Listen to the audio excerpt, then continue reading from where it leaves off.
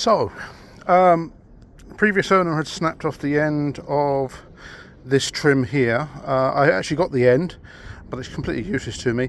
So I've got a replacement for it, which is this one. It's more of a satin finish than a body coloured finish, but it will be fine. It will work. It's black. It's going to be all right, I think. So, and this was relatively cheap. So yeah, I'm just going to literally just take this off. Now, to take it off is basically 2 bolts underneath. So if I've already got to them actually. So it's 1 bolt there and 1 bolt there. So I've taken the bolts off, and we should be able to now just pull it off. There are clips on the ends here. The other one's missing, and the new one actually also has these clips to hold the ends in. So just be aware of that when you're taking it out or putting it back in again. So let's just put this in and see what it looks like. So there we go. It's a vast improvement over this broken one, and yeah, it was pretty cheap to do as well. Nice and easy job. I've just got to put the back cover on the boot lid itself, and we're done here. As I was about to put the boot cover back on, I noticed that the bracket holding the windscreen wiper motor, the plastic has failed. So I need to take that off, disconnect it, and then re-glue all this and put it back together again. Yeah, it looks like it's just failed through years of being used. So okay, I'll take that off right now. So I managed to get it out. Both arms on one side have broken. So what I did to get it out, now everybody online said drill all the rivets out. What I did instead, this is the rivet here, and then you've got this spacer which goes over, which actually sort of holds the rubber grommet in. I just chopped away the plastic here and took off the actual rubber grommets, and it came off. What I'm going to do when I put it back is to actually put a self-tapping screw in there with a washer and into there. So yeah, I think I can get away with that. I'll leave that one well alone and put a washer and a self-tapping screw into the hole there, and I think that will be fine. We'll see how we go with it. This is trying to do this on a budget. I don't particularly want to have to drill out these rivets. I think that's fairly destructive. And I think there's an easier way. I could even actually get, might even be able to get these plastic spacer things. And I think what they did was they put the rivets in when it was in the factory. They put the rivets in, and then they put these isolating bumpers, and then they just basically bashed the plastic in over that. And I think that's all you need to do, is maybe try and find some of these. So I'll have a go at putting a self-tapping screw and a washer over the top, just to hold the rubber bumper in. So I have started to glue it back together again. What I'm doing is initially gluing it with some Gorilla Glue just on there, and then I'll use this thinner glue, the cheaper glue, and what we'll do is then use bicarbonate of soda. You sprinkle the bicarbonate of soda all over the joints and here and so forth, and then you then drizzle the super glue onto the bicarbonate of soda, and it turns it into an incredibly strong bond between the plastics and it basically reinforces all of these joints here. So hopefully we'll be able to do something with this. This one looks a little bit harder because it's right on an edge, but we'll still be able to do something. It won't be pretty, but it will certainly work, and it won't be flapping around in the breeze as well, the motor. So let's see how we get on with that. Okay, so in the car right now is an ozone generator. I'm going to leave it in here for about half hour and see what it does. This ozone generator will help get rid of the smell of the cigarette smoke. I've put it on a plate because I don't want, there's a heat sink underneath it, and it's on a plate there just so that it doesn't damage the car. Car's all locked up, all the windows are up, so it's generating ozone gas, and it will then basically neutralize the molecules from the tobacco and the smells and stuff like that. So Sounds like Jack is kicking off. So I'm going to try this for half hour.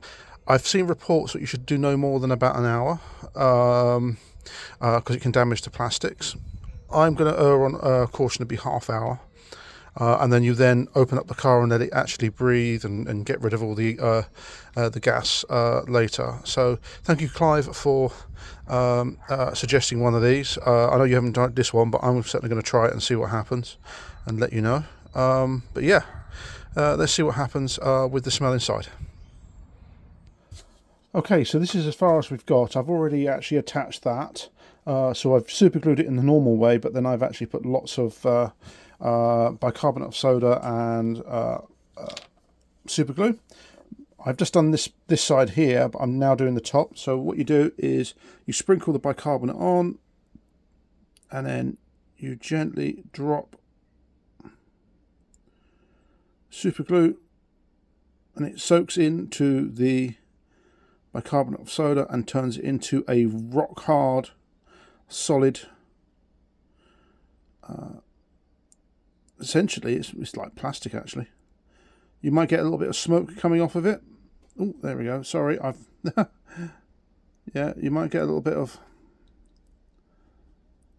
smoke because it's isothermic or whatever it is. So yes, it creates heat as the chemical reaction happens. There we go. So what I'm trying to do is actually my advice is to use thinner, cheaper super glue to do this. It seems to work better. The thick stuff really doesn't soak in properly. And so yeah, and then you just sort of wipe down all the excess bicarbonate. Sometimes I put it back in, and that will then create a nice solid connection. If I show you you've got to be careful because actually, yeah, I've got some excess super glue there. So what you can do is basically take a pinch of bicarbonate and just drop it in, and it soaks into the super glue. This all looks very messy, but actually you get an incredibly strong mechanical fix. And remember, this has already been super glued on the joint, so this is just providing support for the whole joint. And I found this to be a really excellent way of fixing plastics in cars which are not to be seen. You can also file this down and you can paint it and you can do all sorts. It's surprisingly a good way of fixing things.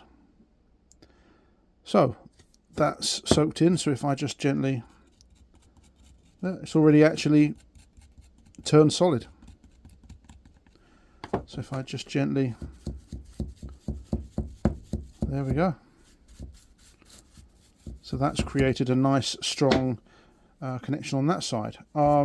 This looks a bit messier over here because of all of the different angles and stuff like that. It's just got some loose debris. That's fine. I've put a little bit on that side, a little bit on that side as well, and also down on that bracket right at the bottom. And all this does is basically stick to the plastic and also then create support for the plastic, because otherwise that super glue joint will just snap. So this is all about giving support to the plastic rather than sticking it in place. So yeah, just need to clean it up and then that can go back on the car. So I've got the motor back on. It's now on its bushings and I've just pushed them on. And I've just tried doing this, which is a washer, 2 washers with a screw. And that seems to work quite nicely. It's actually gripping the metal. And I'll show you what I've got. It's these, I think they were PC screws to hold a power supply in, but they've got a nice thick thread and they seem to go into the hole nicely. And then 2 washers, one to make the screw a bit wider because of the washer, yeah, the larger washer, and that seems to work. That's actually going to hold the whole thing in, so I don't have to drill out any holes. So I'm going to keep on going with that. Okay, so I've not drilled out the studs. I'm trying to keep the studs. I've put the motor back in, and I've then used these washers just to hold the rubber bumpers in place.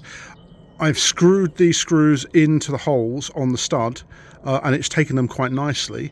And then you've got the washers. These washers are a little, I can't get them much better because the actual stud is spinning, and these ones here, but that should hold it in place. Now, if these hold it in place, and if that joint there and that joint there doesn't break, then I've got a working wiper. If any of them break, I just take the whole lot out and put a new wiper motor unit in, which I could do. It's 30 quid, but I thought, well, I've got all these parts, let's see whether I can fix it. We'll see how long that fix works for, and see what happens. Let me put the wiper back on, and let's see what happens when the wiper and the torque of the wiper going back and forth, what it does to those. That seems to work. There's not a huge amount of torque on that. Yeah, that's fine. Yeah, I was expecting this to twist, but actually it's not doing it.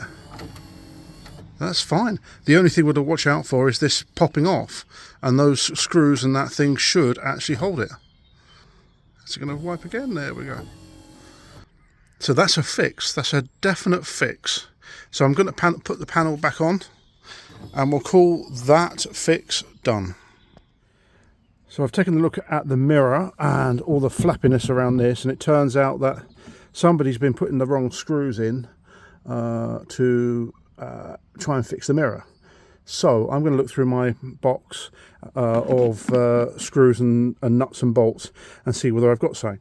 So I'm going to try and take that one out, disconnect that, take the mirror off, and let's see what we can do with this. Okay, so it needs a new mirror.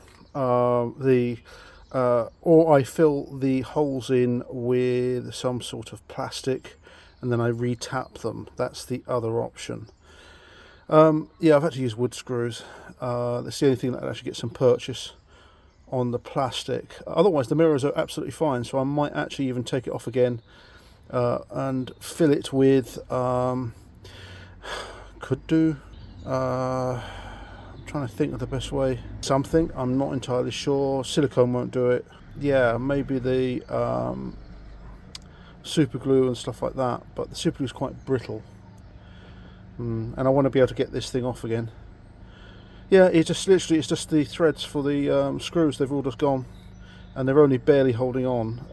The mirror is on okay, and it will survive. But yeah, it's not great, but we'll be able to fix it. So on my bench I had trying to work out what I can do with these holes, because they're just too big for some of the screws, and I had some of these clips that come out of old CRT TVs, and they're used for tying up cables. They're plastic and they will deform under load. So what I've done is I've put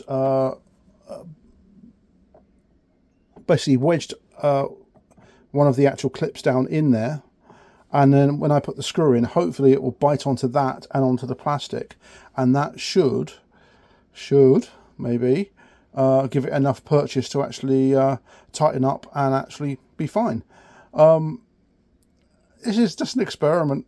This could all go wrong. Don't shout at the screen. I'm just having fun trying to work out how I can fix this without having to buy a new one. Because the rest of the mirror is fine. It's a bit dirty, but yeah, it's fine. So maybe I'll replace it later, but for now, let's see whether I can fix this. So that worked an absolute treat. It worked really well. That is on lovely and solid. So yeah, just wedging that soft plastic into the holes and then putting the screws in worked really well. So I'm just going to put this all back together again, and then that's all sorted. That's another thing fixed. I'm just going to nip that one up slightly as well. But yeah, perfect, absolutely perfect. Just using the wood screws, and that I will replace this mirror later on if I need to. But see where we go. Right, on to the next item. No more floppy wing mirror. That's on nice and tight. Yeah, I've also done an ozone clean on this as well, and also a wet vac, and it's smelling a lot better, looking a lot better. The door doesn't look, the door card isn't as mucky, needs another going over. And this one's got a little bit of brown stain around the door handle, but I can get that out. It's not worn, it's just brown from all the crap on people's hands and nicotine and God knows what else. So yeah, it is looking a lot better. Yeah, not bad for a day's work.